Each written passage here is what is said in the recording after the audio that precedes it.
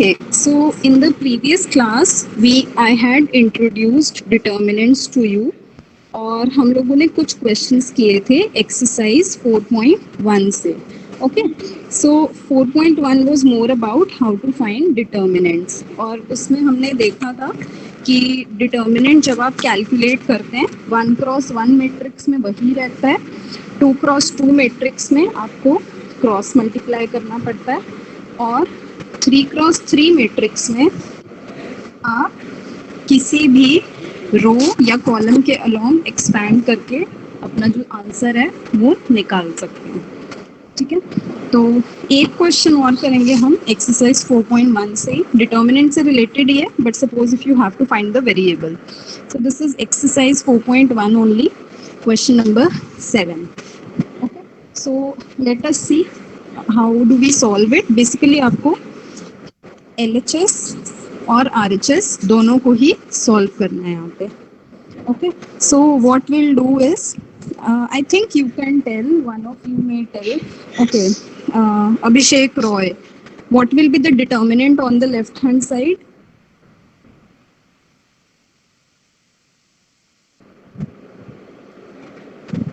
Abhishek Roy, are you there? अच्छा ठीक है, कोई भी बता दो. Anyone, student? On the left hand side, what will be the determinant? Athar. 2 minus 20. Yes, correct, good. Okay, so हम लोगों को पता है 2x2 में we have to just cross multiply. So on the left hand side, determinant will be 2 minus 20 is equal to. Now similarly, we can calculate on the right hand side. Gauri Shankar, what will be the determinant on right hand side?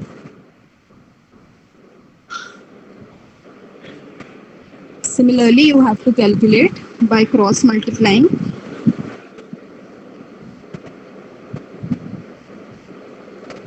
Okay, I don't know what is the problem. Okay, again 2x square minus 24. Yes, who was it? Gautam. Okay, yes, correct. Yes, good Gautam. It will be 2x square minus 24. अब आपको कुछ नहीं करना है, x की value निकालनी है. So you will just simply solve the equation, which is very easy. Here you will get minus 18 and this side you will get 2x square minus 24. So this will give you 2x square is equal to minus 18 plus 24. So you will get 2x square is equal to 24 minus 18 will be 6. So x square will be 3 and the value of x will be plus minus root 3. So this will be the final answer. Okay. Does anyone have any doubt in this particular question? किसी को भी कोई doubt हो? No, ma'am. Okay, fine. ठीक है, तो ये with this question exercise 4.1 is over. Okay, and let me tell you one more thing. आपका जो periodic test 1 है वो मिड अगस्त में स्टार्ट हो जाएगा, अगस्त के मिडिल में, सेकेंड वीक ऑफ अगस्त में, और चैप्टर 4 तक सिलेबस आएगा उसमें. So you have to do chapter 1, 2, 3 and 4 for that. Okay, 4 we are already doing और 1, 2, 3 की आप प्रैक्टिस ऑलरेडी घर पे स्टार्ट कर दीजिए. Okay okay, fine. Now we are going to discuss exercise 4.3. जो 4.2 एक्सरसाइज है वो प्रॉपर्टीज ऑफ डिटर्मिनेंट्स पे बेस्ड है और प्रॉपर्टीज ऑफ डिटर्मिनेंट्स अब हमारे सिलेबस में नहीं है. Okay, and that was I think like a difficult exercise that has been deleted from your syllabus. Anyways, so now we will be discussing exercise 4.3. 4.3 में हम डिटर्मिनेंट का यूज करके area of a triangle निकालना सीखेंगे if the coordinates of the vertices are given. Okay, so the topic is area of a triangle using determinants.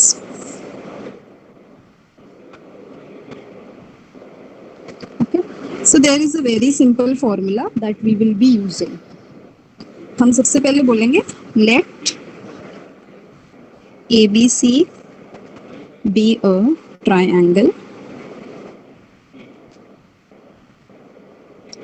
with vertices A. Suppose vertex A is x1 y1, B is x2 y2, and C is x3 y3. तो इस इनके area का, ऐसे triangle के area का formula आप already जब आपने कोऑर्डिनेट ज्योमेट्री पढ़ी थी क्लास 11 में, 3D ज्योमेट्री, उसमें आपने ऑलरेडी ये फॉर्मूला सीखा था, ठीक है। लेकिन वो फॉर्मूला एक्चुअली आया कहाँ से? वो डिटर्मिनेंट से ही डिराइव किया गया है. So what is the formula? Then area of ABC, that is area of triangle ABC is half determinant. Okay, अब डिटर्मिनेंट में आपको क्या करना है? जो फर्स्ट आपका है वर्टेक्स x1 y1 लिखेंगे, ऐसे ही x2 y2 लिखेंगे, x3 y3 लिखेंगे, एंड देन आप लास्ट वाले कॉलम में आप 1 1 1 लिखेंगे. ओके, सो आपके पास 3 कॉलम्स आ गए, 3 रोज आ गए. So that is basically a 3x3 matrix. और अब आप इसका डिटर्मिनेंट कैलकुलेट कर पाएंगे. Now one more thing that you have to remember is कि हमने जब डिटर्मिनेंट कैलकुलेट करना स्टार्ट किया था तो हमने देखा कि determinant can be any number. तो इसलिए यहाँ पे डिटर्मिनेंट का आंसर पॉजिटिव या नेगेटिव कैसा भी नंबर आ सकता है. लेकिन क्योंकि एरिया हमेशा पॉजिटिव होता है तो we will be taking absolute value. ठीक है, तो ये हम नोट में एक लिख लेते हैं कि since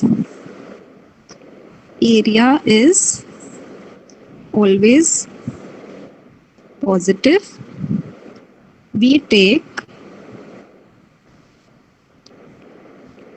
absolute value of the determinant. ठीक है, तो यहाँ पे आप डिटर्मिनेंट की एब्सोल्यूट वैल्यू लेंगे. अगर नेगेटिव आ जाता है तो it will be taken positive. ठीक है, अब ये तो हो गया फॉर्मूला. अब इस फॉर्मूला की क्या क्या एप्लीकेशंस हैं? देखिए, अगर आपके पास 3 आपको वर्टिसेस गिवन है, you can find the area. एक तो डायरेक्ट क्वेश्चन यही पूछा जा सकता है. इनडायरेक्टली और क्या क्वेश्चन पूछा जा सकता है कि show that the points are collinear. Now ये आपने पहले भी पढ़ा है कि कोई भी 3 पॉइंट्स कोलिनियर तब होते हैं if the area of the triangle form is 0. So again collinearity check करने के लिए 3 पॉइंट्स की आप उनका एरिया निकालेंगे इसी फॉर्मूले से. अगर एरिया 0 आ जाता है तो मतलब पॉइंट्स कोलिनियर है. उसके अलावा और क्या एप्लीकेशन होती है? Not exactly an application. कभी कभी क्वेश्चन में क्या होगा, आपको एरिया गिवन होगा और पूछा होगा किसी मिसिंग वेरिएबल की वैल्यू. अब ऐसी सिचुएशन में आप डिटर्मिनेंट की पॉजिटिव और नेगेटिव वैल्यू दोनों लेंगे. वो हम क्वेश्चंस की हेल्प से अभी देखेंगे. ठीक है, so let us see applications of this formula now. This is from exercise 4.3.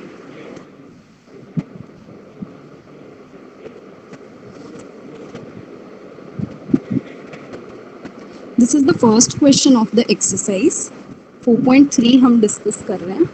तो ये जो क्वेश्चन नंबर 1 है, इसमें आपको देखिए बिल्कुल डायरेक्ट जो एप्लीकेशन है वो है find the area of the triangle and vertices are given. Okay, so you have to simply find the area of the triangle. There are 3 parts. We'll be doing 1 part right now. Okay, so suppose we are doing second part. So in the solution, first of all we will write the formula. Area of triangle. Now no name is there, so I can just directly write the formula. x1 y1 1, x2 y2 2, sorry 1, and x3 y3 1. Now we have to simply put all the values. यहाँ पे जितनी भी values हैं वो आप रखेंगे. देखिए, इसमें ये आपका x1 y1 है यानी कि 2 और 7. ये है x2 y2 that is 1 and 1. और ये है x3 y3 that is 10 and 8.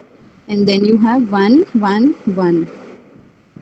Okay, and I forgot to put half is also there. Okay, so this will be the area. अब हमें ये एरिया बेसिकली क्या करना है, कैलकुलेट करना है. अब आप लोगों ने प्रैक्टिस किया होगा कि किस तरह से आप डिटर्मिनेंट को सॉल्व करते हैं. जिन लोगों ने अभी तक नहीं प्रैक्टिस किया है प्लीज कर लीजिए. आपको अगर डिटर्मिनेंट कैलकुलेट करना नहीं आता है तो इस चैप्टर में आपको बहुत सारी चीजें हैं जो बिल्कुल समझ नहीं आएंगी. Okay, so suppose I am calculating along first row. मुझे ज्यादातर फर्स्ट रो में वर्क करना ही कन्वीनियंट लगता है. Okay, I am calculating along first row. Ideally हमें उस रो या उस कॉलम में कैलकुलेट करना चाहिए जिसमें सबसे ज़्यादा जीरोज हों, क्योंकि ज़ीरो से मल्टीप्लाई करने पे आपका जो फाइनल आंसर है वो उस पर्टिकुलर एलिमेंट से रिलेटेड जो आंसर होगा वो ज़ीरो हो जाता है. तो आपकी कैलकुलेशन सिंपल हो जाती है. But there are no zeros in this particular matrix, so we can start with any column और any row. So I am working with the first row. अब आपको याद होगा हम प्लस माइनस साइन असाइन करते हैं, plus minus plus. So here it will be 2 with plus sign, 7 with minus sign and 1 with plus sign. अब इसके बाद हमारा स्टेप क्या हुआ करता था, स्टेप होता था कि यहाँ पे जितने भी बाकी नंबर्स बच जाते हैं उसको हम डिटर्मिनेंट फॉर्म में लिखते थे. अब आप देखिए 2 की ये जो रो है और कॉलम है इसे हम छोड़ देंगे तो बाकी जो नंबर्स बच गए वो हैं 1 8 1 1. सिमिलरली 7 की रो और कॉलम अगर हम छोड़ दें तो नंबर्स बच जाते हैं 1 10 1 1.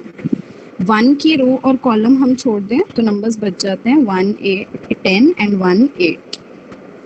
So this is how we can calculate determinant. I hope it is clear to everyone.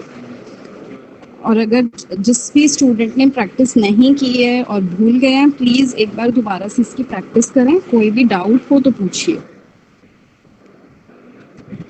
अब हम इसे सॉल्व करेंगे. So this will be half. Okay, this will be 2. Now I am writing the value of the determinant directly. यहाँ पे 1 into 1 1 minus 8 हो जाएगा यानी कि -7. Then it is -7. यहाँ हो जाएगा 1 माइनस 10 दैट इज -9. फिर यहाँ पे कुछ नहीं है मतलब प्लस है, +1. So it will be 8 minus 10 that is -2. So this is something that we will get. अब हमें इसे और सिंप्लीफाई करना. सो it will be half here, -14 plus 7 into 9 63 and -2. तो हमारे पास आ जाएगा half 63 minus 16. Quickly calculate and tell me what will be the area. Area क्या होगा जल्दी से बताइए.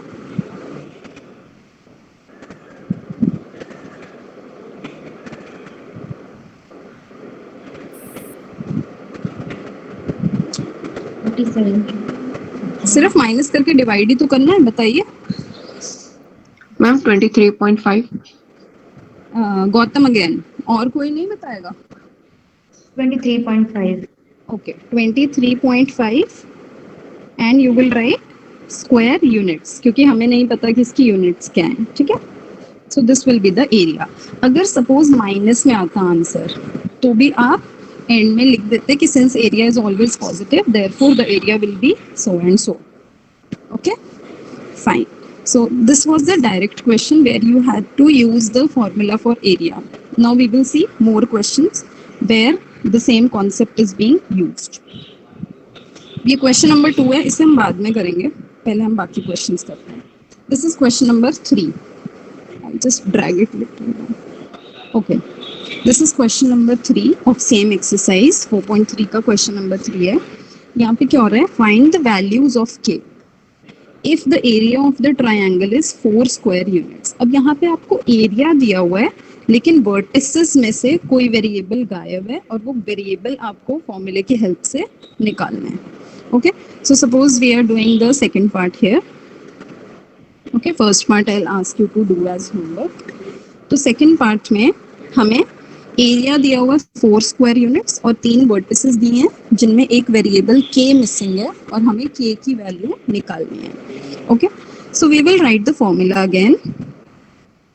Area of triangle is equal to half determinant x1 y1 1 x2 y2 1 x3 y3 1 and now we will put all the values.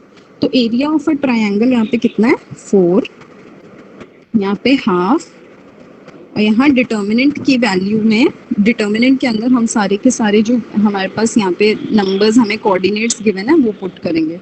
So -2 and 0, then 0 and 4, 0 and k. So we will get -2 0 0 4 0 k and we will put 1 1 1. अब एक important चीज यहाँ पे देखिए, हमने जब ये topic start किया था हमने ये देखा था कि डिटर्मिनेंट की वैल्यू पॉजिटिव भी हो सकती है और नेगेटिव भी हो सकती है. अब यहाँ डिटर्मिनेंट की एग्जैक्ट वैल्यू तो हम नहीं निकाल पाएंगे क्योंकि यहाँ पे k इन्वॉल्व है. तो हम अपना जो पॉजिटिव और नेगेटिव वाली चीज है वो यहाँ पे ले लेंगे कि इसका जो एरिया आया होगा वो पॉजिटिव या नेगेटिव कुछ भी आ सकता है. Ultimately we take the positive value, लेकिन यहाँ पे प्लस और माइनस दोनों ही साइन हो सकते हैं और इसीलिए क्वेश्चन में वैल्यूज बोला गया है के की. वैल्यूज इसीलिए बोला गया है क्योंकि आपके पास जो इक्वेशन आएगी उसको सॉल्व करने के बाद आपकी के दो वैल्यूज ले सकता है because depending upon the sign with 4, that is plus or -4. Okay, so this is something that you have to remember always, वरना आपके पास सिर्फ एक ही वैल्यू आएगी. मैम एक बार फिर से बता दीजिए.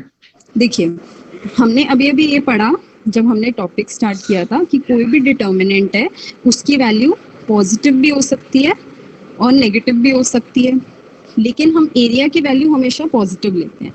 तो जैसे कि सपोज करो यहाँ पे एक एग्जांपल देखो कि यहाँ पे सपोज कुछ भी डिटर्मिनेंट था, मैं यहाँ पे नंबर्स नहीं लिख रही हूँ.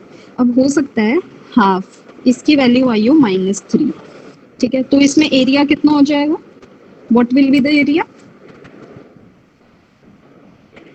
3. गुड. और अगर इस क्वेश्चन में वैल्यू आई होती +3 तो क्या हो जाता एरिया? 3. तो भी एरिया 3 हो जाता. तो इसीलिए मैंने क्या किया क्वेश्चन में, इस पूरे चीज की जो वैल्यू है वो +4 और -4 दोनों ही हो सकती है. एंड में हम एरिया पॉजिटिव लेते हैं इसलिए आंसर 4 आ रहा है, पर क्या पता आंसर -4 आया होता. पॉसिबल है ना?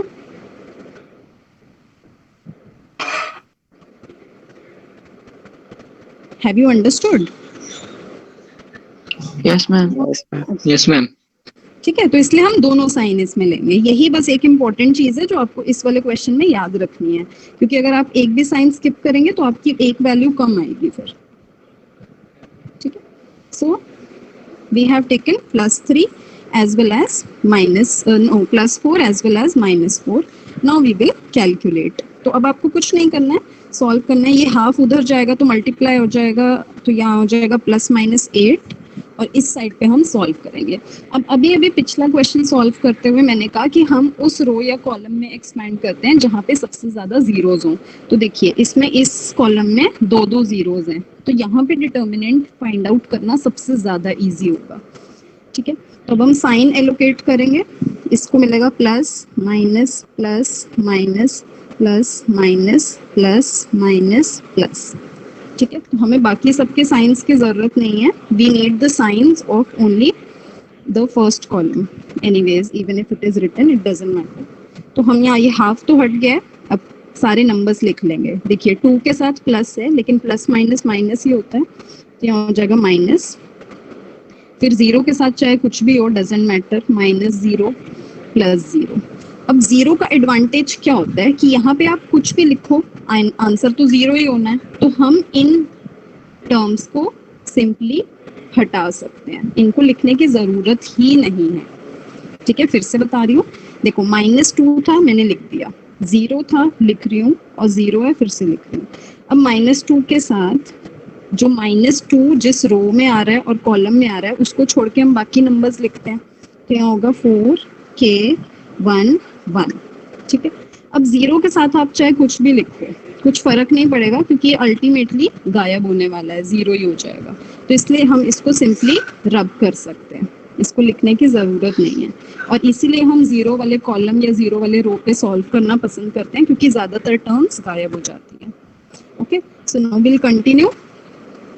Now what will happen here, यहाँ पे हमारे पास आएगा plus minus 8 is equal to -2, और यहाँ पे डिटर्मिनेंट अब क्या होगा बताइए एनीवन? 2 क्रॉस 2 का तो बहुत इजी है। Ma'am 4 minus k. Yes, 4 minus k, so it will be 4 minus k here. तो हो जाएगा plus minus 8 is equal to -8 plus 2k। ठीक है, तो हमारे पास यहाँ मैम पे के की वैल्यू +-8 आ रही है। लेट मी सी, नहीं प्लस माइनस 8 तो नहीं आएगी। अब 8 उस साइड आ जाएगा, तो ये हो जाएगा 8 plus minus 8 is equal to 2k। ठीक है, अब ये प्लस माइनस का बेसिकली मतलब है कि एक बार आपको प्लस लेके सॉल्व करना है और एक बार माइनस लेके। ठीक है, तो एक बार मैंने प्लस लिया तो ये हो जाएगा 8 plus 8 is equal to 2k, और माइनस लिया तो हो जाएगा 8 minus 8 is equal to 2k। तो आपके पास k की क्या वैल्यू आ जाएगी यहाँ से? What will be the two values of k? Quickly tell me. 8 Yes. 8 8 and 0। And 8 and 0। yes, that's right. Very good. तो हमारे पास दोनों वैल्यूज आ गई, k8 एंड k0। अब प्रॉब्लम ये है कि अगर आपने सिर्फ +4 लिया होता तो आपका आंसर सिर्फ 8 ही आता, 0 पे आप पहुंचते ही नहीं। So that is why it is important to take both the signs. Okay, so will write therefore k is equal to 0 and 8, ये आंसर हो जाएगा। Okay, I hope the question is clear to everyone. Okay, yes ma'am. Great. Okay, now we are going to solve question number 4, या इसी exercise का question number 4 है। Okay, now here what is the question, please see very very carefully. अब यहाँ पे equation की बात की जा रही है। Find equation of line joining this point and this point using determinants। देखिए, अगर आपके पास दो पॉइंट्स दिए होते हैं तो उनकी इक्वेशन निकालना बहुत इजी होता है। आपने बहुत सारे डिफरेंट मेथड्स जो है, बहुत सारे डिफरेंट मेथड्स आपने सीखे थे क्लास 11 में। ठीक है, जैसे आप स्लोप निकालते थे, 2 point form, point slope form and many more such things. लेकिन यहाँ पे प्रॉब्लम इसलिए है क्योंकि यहाँ पे लिखा है यूजिंग डिटर्मिनेंट्स, तो आप वो सारे मेथड्स नहीं यूज कर सकते, आपको डिटर्मिनेंट की हेल्प से ही इक्वेशन निकालनी है। ठीक है, अब हम कैसे निकालेंगे? फर्स्ट पार्ट हम सॉल्व कर रहे हैं। देखिए, सबसे पहले हम समझते हैं कि how can we use determinants. अब देखिए, आपके पास यहाँ पे एक पॉइंट है ए, सपोज मैंने उसको नाम दे दिया A, and another point is B. ठीक है, 1, 2 and 3, 6। Now you have to find the equation of the line जिस पे ये लाइन सेगमेंट AB होगा, तो basically it is extended both ways. आपको AB लाइन की इक्वेशन निकालनी है। ठीक है, अब डिटर्मिनेंट्स की बात हम कैसे कर सकते हैं? देखिए, अगर इस लाइन पे मैं कोई भी एक पॉइंट मानूं, सपोज C, और उसको उसके कोऑर्डिनेट्स मुझे पता नहीं है तो XY बोल दूं। ठीक है, तो now can I say A, B and C are collinear? Is it okay to say that A, B and C are collinear? Yes ma'am. Yes. Okay. ठीक है, अब ये C पॉइंट कहीं भी हो सकता था, मैंने यहाँ लिया है। लाइन तो दोनों साइड बहुत लंबी होती है तो कहीं भी ले सकते हैं, डजेंट मैटर। ठीक है, अब सपोज मैंने पॉइंट C यहाँ कहीं ले लिया, सपोज XY, तो भी कोई, इट विल बी सेम। अगर A से पहले ले लेते हैं तो भी सेम बात है। ठीक है, तो पूरी लाइन पे कहीं पे भी हमने ले लिया। तो अब हम ये बोल रहे हैं, so what we will do is, आपको ये फिगर बनाना जरूरी नहीं है पर आपको ये लिखना इंपॉर्टेंट है। Let A 1, 2, B 3, 6 and let C X, Y be any point on the line AB। तो कोई भी एक पॉइंट ले लिया हमने C, तो फिर हमने क्या बोला कि then A, B and C are collinear. और अब यहाँ हम एरिया की बात कर पाएंगे. So area of ABC will be equal to 0. 0 हो जाएगा क्योंकि कोलिनियर पॉइंट्स है. हमने पहले भी पढ़ा है कि area of a triangle becomes 0 if the points are collinear. और क्लियरली आपको दिख भी रहा है ABC, इससे जो ट्रायंगल कुछ बन ही नहीं रहा है, तो obviously area will be equal to 0. So area of ABC will be 0 and now we will put the formula here. तो यहाँ पे फॉर्मूला है हमारा half x1 y1 1 x2 y2 1 x3 y3 1 is equal to 0. अब हमने जो 3 points लिए थे A, B and C, इनके हम कोऑर्डिनेट्स इस फॉर्मूला में पुट करेंगे and from there we will get the equation. Okay, so from here I will just change the slide. So we will get half. Wait, ma'am. Okay, sure. Okay. Just see what we have done here is A, B and C are 3 points. अब A के coordinates हैं 1 2, B के coordinates हैं 3 6 और C के coordinates हैं x y. अब उसको हम यहाँ सब्स्टिट्यूट करेंगे. ठीक है, तो मैं यहीं पे शो कर देती हूँ एक बार.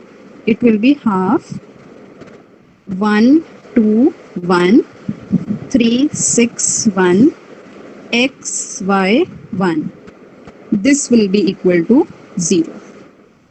अब हमें बस इसको सॉल्व करना है. अब देखिए यहाँ पे हम प्लस माइनस क्यों नहीं ले रहे, क्योंकि 0 के साथ चाहे आप प्लस लगाएं या माइनस लगाएं, it doesn't make any difference. इसलिए हमने यहाँ 0 के साथ प्लस माइनस नहीं लिखा है. But for other values of area you have to take both plus and minus. Okay, done. Should I change the slide? Yes, ma'am. Yes, ma'am. Okay, so I'll just copy it to the next slide. Okay, 1 2 3 6. So it is 1 2 3 6 x y. This is equal to 0. Now when half goes that side, it still remains 0. तो यहाँ पे हमारे पास आ गया 1 3 x 2 6 y 1 1 1 is equal to 0. Now all we have to do is to solve the determinant. Any row, any column. Suppose I take the first row. ठीक है, तो हम sign allocate करते हैं, प्लस माइनस प्लस. साइन हमेशा इसी तरह से ऑल्टरनेट आपको एलोकेट करने होते हैं, plus minus plus minus plus minus plus minus and so on. Okay, now what we will do here is okay, I will just write the numbers. देखिए first row के नंबर्स हैं +1 then -2 then +1. now we will write the determinant. तो यहाँ पे अगर 1 वाली रो और column आप छोड़ दें तो आपके पास बचता है 6y 1 1. 2 वाली रो और कॉलम छोड़ दें तो आपके पास बचता है 3x 1 1. और ऐसे लास्ट में जो 1 है उसकी रो और कॉलम अगर हम छोड़ दें तो हमारे पास बचता है 3x 6y. This is equal to 0. तो कुछ नहीं किया है मैंने, फर्स्ट रो के अलोंग एक्सपैंड किया है. अगर आप किसी और रो या किसी और कॉलम के अलोंग भी एक्सपैंड करेंगे तो भी एंड में जो आपकी इक्वेशन होगी वो सेम ही आएगी. Okay, now we will solve it. So this will be 1. Now you will calculate the determinant using cross multiplication. So 6 minus y then -2. Similarly 3 minus x plus 1. 3y minus 6x is equal to 0. अब बस इसे solve करना है. So when you open the brackets, Ma'am, you get 6. 2x minus 4x minus 4x plus 2y plus 6 equals to 0. Are you telling me the answer? Yes, ma'am. Okay, let us just solve it and see. 6 minus Y, अब -2 से आप solve करेंगे, so it will be -6 plus 2x then plus 3y minus 6x is equal to 0. Now just simplify it further. Just simplify and tell me what do you get, other students. Ma'am value आएगी -4x सबको solve करना है. Plus 2y equals to 0. Y minus 3 is minus 3y minus 4x. What are you getting? -3y And minus 4x. Equals to 0. yes is equal to 0. Very good, correct. Okay, so you will get here, suppose if I write you will get here 2y minus 4x. Are you not getting this? Ma'am यही मिला. यही आ रहा है? मिला. हाँ, is equal to 0. तो अभी इसमें से आप 2 कॉमन निकाल सकते हैं ना, इसे और थोड़ा सिंप्लीफाई कर सकते हैं. 2 कॉमन निकाल लेंगे तो क्या हो जाएगा, y minus 2x is equal to 0. तो हमारे पास इक्वेशन आ गई y is equal to 2x. तो ये हमारा फाइनल आंसर हो जाएगा. आप जितना सिंप्लीफाई कर सकते हैं उतना आप करेंगे. स्पेशली जैसे कॉम्पिटिटिव एग्जाम्स होते हैं उसमें वो क्वेश्चन वो फॉर्म नहीं दी होगी जो आपने निकाली है, तो जितना सॉल्व करेंगे may be this form will be given in MCQ form की. एमसीक्यू क्वेश्चंस जो होते हैं आपके कि y is equal to 2x. ठीक है, तो आपको सिंप्लीफाई उसे करना है. वैसे भी इसमें आपको क्लियरली दिख रहा है 2 is common. Okay fine, done. Yes, ma'am. Okay, very good. Now we will move on to the last question that I had skipped in between. Question number 2 है. Actually प्रॉपर्टीज जो डिलीट कर दी गई हैं course से, ये question properties से बहुत easily solve हो जाता, पर क्योंकि अब प्रॉपर्टीज तो हमें नहीं करनी है तो we will solve it normally. ठीक है, तो normally it may take some extra time. Question क्या है, show that the points A, B and C are collinear. You have to show that these points are collinear. अब ये points collinear होने का मतलब है आपको ये शो करना है कि इनका एरिया, इन तीनों पॉइंट्स के ट्रायंगल का एरिया 0 होगा. सो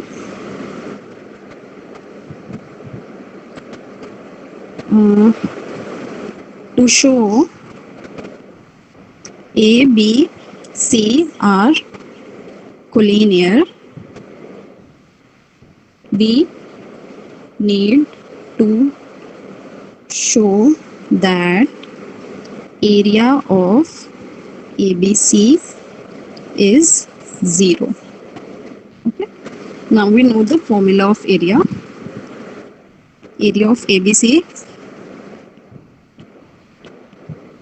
का फॉर्मूला क्या होगा, half x1 y1 1 x2 y2 1 x3 y3 1. अब इसमें वैल्यूज पुट करेंगे. x1 की वैल्यू है a और यहाँ पे वैल्यू है b plus c, then it is 1.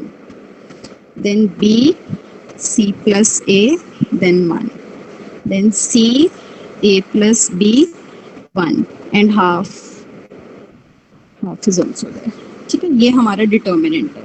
अब हमें शो करना है कि इस डिटर्मिनेंट को जब हम सॉल्व करेंगे हमारा आंसर आएगा 1. तो प्रॉपर्टीज से बहुत इजीली ये शो हो जाता है, पर क्योंकि ये प्रॉपर्टीज नहीं कर रहे हैं तो हमें नॉर्मली इसे कैलकुलेट करना पड़ेगा. तो नॉर्मली भी ज़्यादा डिफिकल्ट नहीं है, थोड़े से स्टेप्स एक्स्ट्रा होंगे सिर्फ. सो हाफ हम एज इट इज़ लिखेंगे.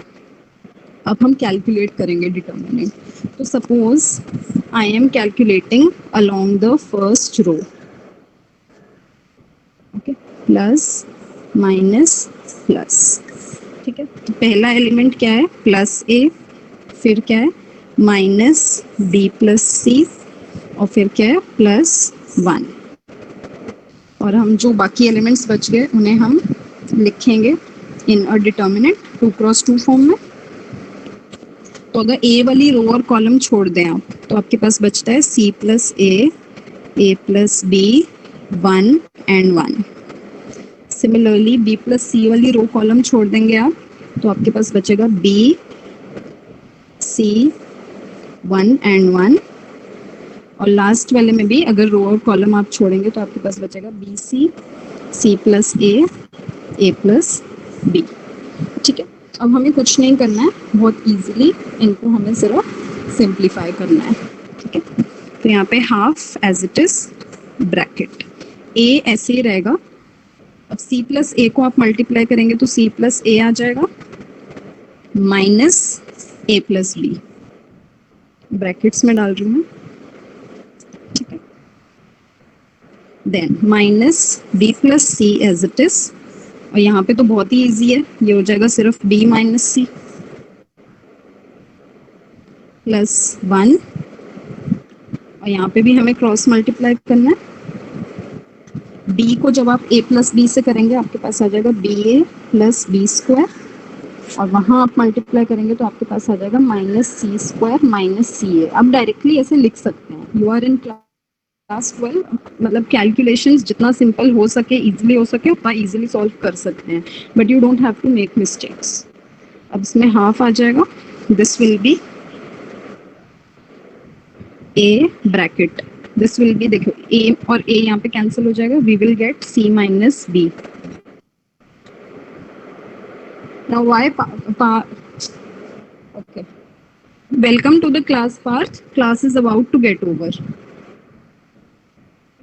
This will be minus b square minus c square, and this will be plus ba plus b square minus c square minus ca। अब कुछ नहीं करना है, इसको थोड़ा और सिंप्लीफाई करेंगे। I will just copy it to the next slide। May I change the slide? Yes, ma'am. Yes. Okay.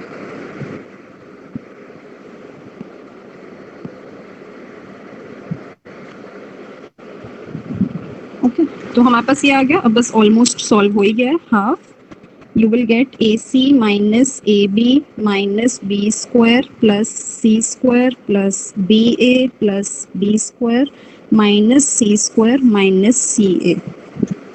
Okay, now just see AC and AC cancel, AB and AB cancel, B square, C square, C square, सब कुछ cancel हो गया, तो answer आ गया 0। अगर area 0 है, therefore AB and C are collinear।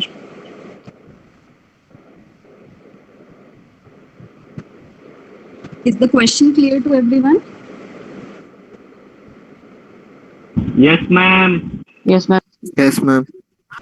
Okay. अब देखिए, इसमें ये वाला क्वेश्चन पूछने के चांसेस कम है क्योंकि ये बहुत इजीली प्रॉपर्टीज से सॉल्व हो जाता था, but we never know, so you should not leave any question as such. जो एक्सरसाइज आपको छोड़नी है वो मैंने आपको बता दिया 4.2, और उससे रिलेटेड एग्जांपल्स आपको नहीं करने हैं। Okay, so that was all for today's class. I will send you the video of today's class. आज के नोट्स, यही जो अभी मैंने डिस्प्ले किए हैं क्वेश्चंस, इनके नोट्स, वीडियो और होमवर्क गूगल क्लासरूम में भेज दिए जाएंगे। You may see. Thank you so much, have a good day. Please leave the meet. Bye, ma'am. Bye bye. Thank you, madam.